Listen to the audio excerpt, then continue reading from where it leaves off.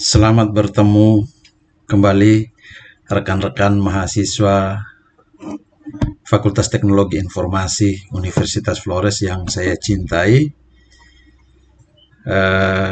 Kali ini kita akan belajar mengenai sistem informasi akuntansi, di mana kita pada kesempatan ini saya akan menjelaskan sedikit teori mengenai konsep atau landasan konsep dari sistem informasi akuntansi.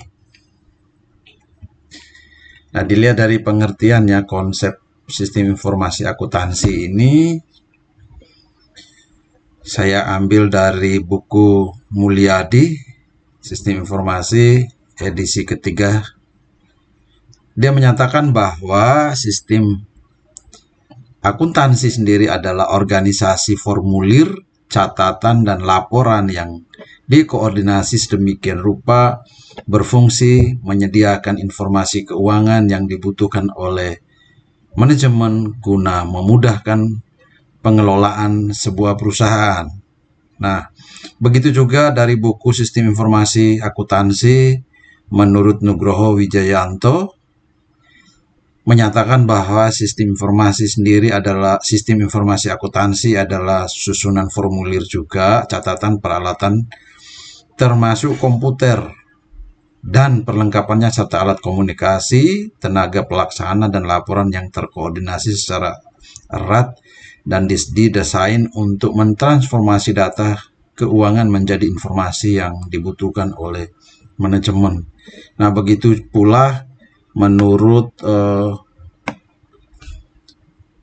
Yogianto, sistem informasi akuntansi sendiri merupakan sebuah bentuk sistem informasi yang merubah data transaksi bisnis menjadi informasi keuangan yang lebih berguna bagi pemakai atau usernya. Nah, jadi itu ada tiga, saya ambil dari tiga buku, dan kita bisa simpulkan di sini sistem informasi akuntansi ini adalah sebuah sistem yang mengumpulkan, menyimpan dan mengelola data keuangan dan akuntansi yang digunakan oleh pengambil keputusan atau decision maker.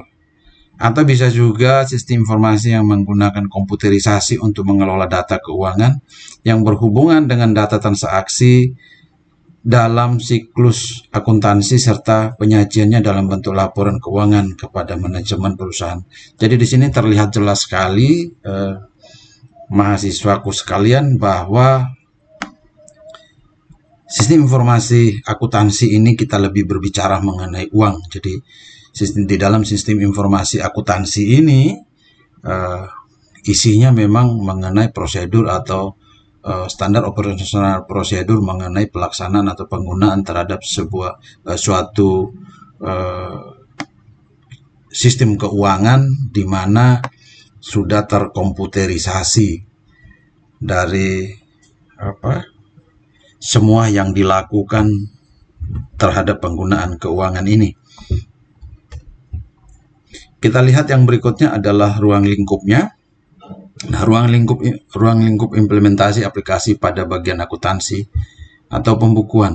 Nah, ini pencatatan dan pengelolaan data atas transaksi keuangan yang meliputi penjurnalan, posting hingga menghasilkan laporan keuangan perusahaan. Jadi, yang biasanya dilakukan secara manual itu di sini benar-benar sudah mulai dipindahkan ke sistem yang sudah terkomputerisasi. Kemudian ruang lingkup yang kedua yaitu ruang lingkup sistem informasi aktiva tetap dan persediaan. Ya, aktiva tetap, rekan-rekan mahasiswa pasti masih ingat ya, yang belajar akuntansi, aktiva tetap itu apa saja. Nah, mutasi, penambahan, dan pengurangan pada aktiva tetap dan persediaan serta perhitungan penyusutan nilai buku di aktiva tetap ini juga masuk di dalam sistem.